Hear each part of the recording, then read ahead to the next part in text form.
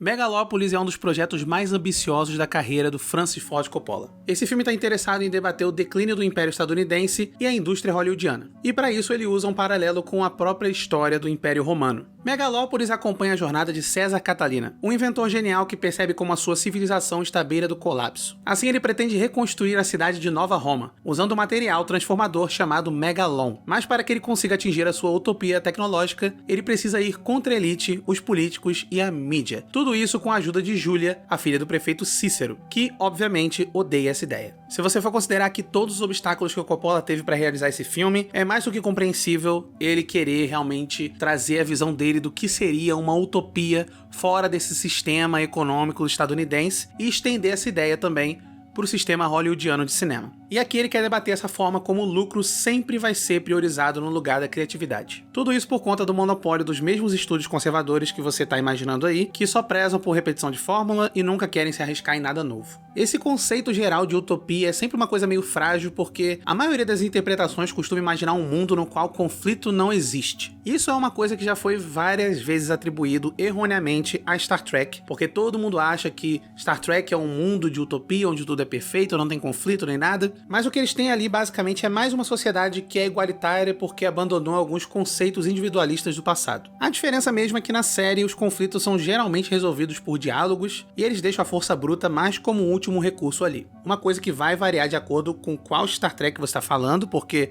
dependendo de qual você está assistindo, vai ter muito mais porrada. E eu tô falando de tudo isso porque eu acho que o Coppola é o tipo de pessoa que realmente cresceu acreditando nesse tipo de utopia que ele tá idealizando. O problema é que parece que ele nunca parou para realmente questionar o contexto no qual funciona essa sociedade, seja ele político, econômico ou religioso. Existe um conceito bem interessante sobre tratar a utopia como um método e não como uma coisa permanente, concreta que a gente vai atingir de verdade. E o filme chega até a mencionar uma coisa parecida com isso, quando a gente tem aquela cena do César respondendo a pergunta do pessoal e dizendo que a utopia está em desejar um futuro melhor. Ao mesmo tempo que o Coppola entende essa ideia, ele também fica meio cego para a visão otimista dele. Tem momentos que é até bem inocente e equivocado, porque na cabeça dele parece que atingimos essa utopia apenas com um discurso bonito e a vontade de mudança que seria capaz de resolver todos os problemas do mundo. Isso fica bem visível na forma que ele constrói a sua Megalópolis. É um filme cheio de boas intenções e muitos pontos positivos, mas que no geral se perde na essência do que ele mesmo considera um futuro melhor. É uma coisa que eu vou abordar daqui a pouco. Todo esse apelo visual do filme, que é uma das coisas que o pessoal tá mais elogiando, também é algo que eu adorei, mas eu tenho algumas ressalvas quanto ao uso dela dentro da narrativa. Não dá pra negar que o Coppola fez um esforço descomunal para conseguir construir algumas das composições desse filme, com a quantidade de técnica de transição, colagens que são belíssimas, ou quando ele usa aquelas split screens, aquelas telas cortadas, para representar essa profusão de ideias na mente visionária do protagonista. Com a tela se dividindo em várias partes, mostrando vários momentos específicos da história da humanidade e do que poderia ser no futuro, o que dá essa sensação de que o protagonista ele pensa rápido demais, ele tá sempre com a mente no futuro, então a gente não consegue acompanhar. É uma montagem bem dinâmica e funciona muito bem nessa parte. Eu sei que ela tá sendo bastante elogiada e é linda de ver a fotografia desse filme. Eu concordo que isoladamente ela funciona muito bem, igual naquela cena que mostra o prefeito sendo meio que engolido pela areia do tempo, quase como se ele fosse também um imperador sendo engolido pelo que ele construiu e não conseguindo se adaptar ao que tá vindo. Eu só acho que tirando esses momentos com tomadas estáticas, nem todas as ideias do filme são tão bem traduzidas ou possuem algum tipo de coesão maior com a narrativa principal. E o Coppola não é nada sutil ou econômico na quantidade de referência e alusão à figura histórica que ele coloca na obra. A primeira coisa sendo a própria cidade, que ele chama de Nova Roma, que é obviamente uma versão de Nova York, o nome da maioria dos personagens principais, que também são de figuras históricas, e alguns pontos da trama que envolvem muita traição e jogos de poder. Eu admito que eu sou o tipo de pessoa que não se importa muito com essa falta de sutileza, eu até gosto um pouquinho quando o filme ele é mais objetivo e direto na mensagem dele, e eu acho que os melhores momentos de Megalópolis são quando ele abraça o absurdo e o ridículo.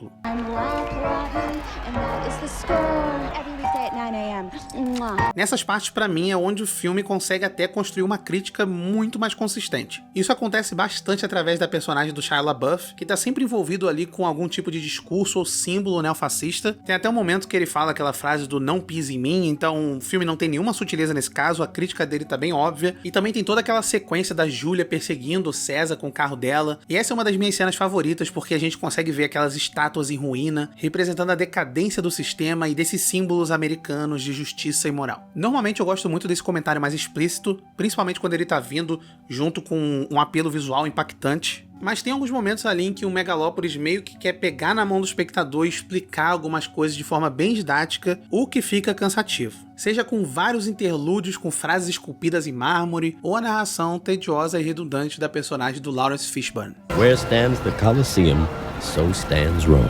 When the Colosseum falls, then Rome falls too. And when Rome falls, the world falls with it.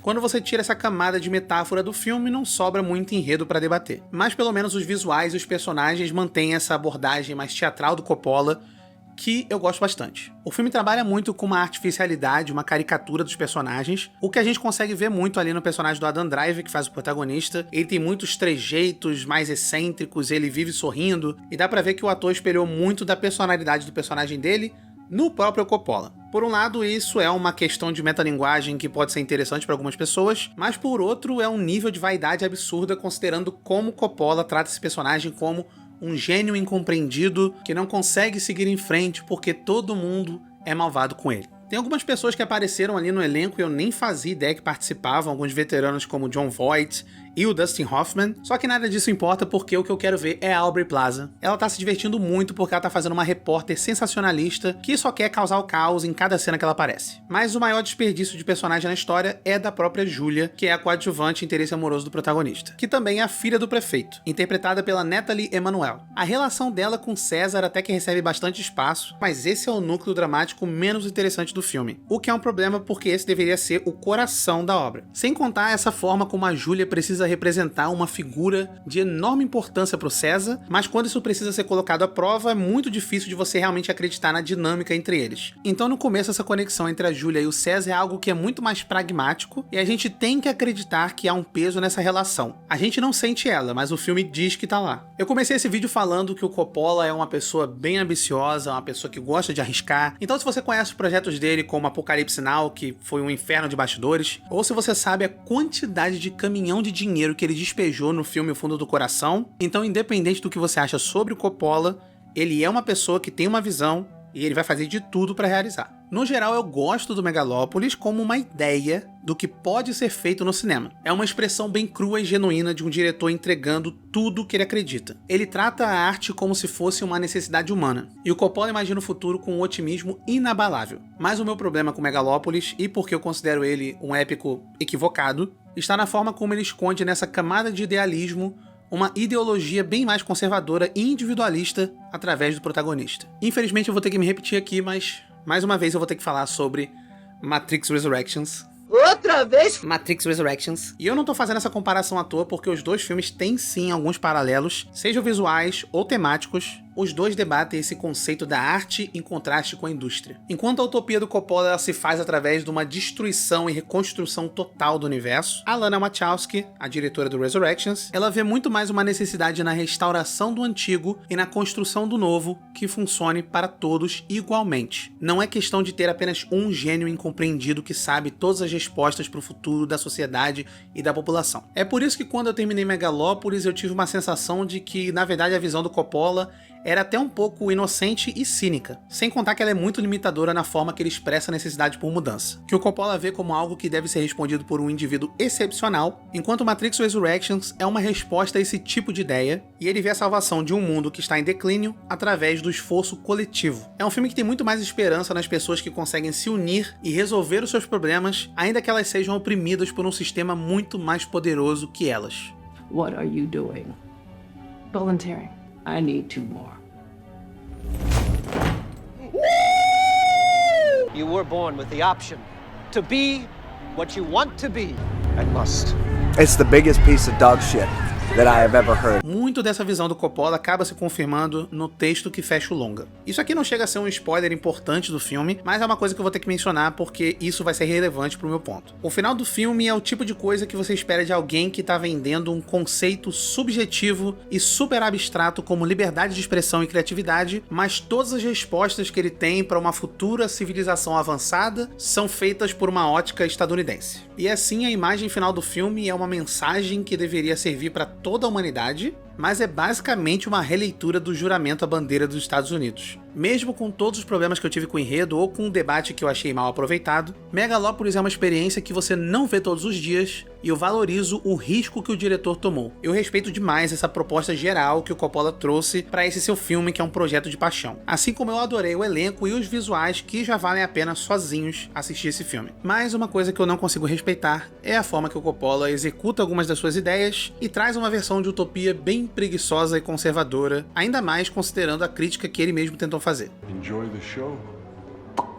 E aí, você assistiu Megaflópolis? Gostou do filme? Foi uma obra-prima? Valeu a pena esperar? Então diz aí nos comentários se você gostou de Megalópolis, se você assistiu, qual a sua crítica pro filme e qual o seu filme favorito de ficção científica do ano até agora. Beijos e até a próxima. Tchau.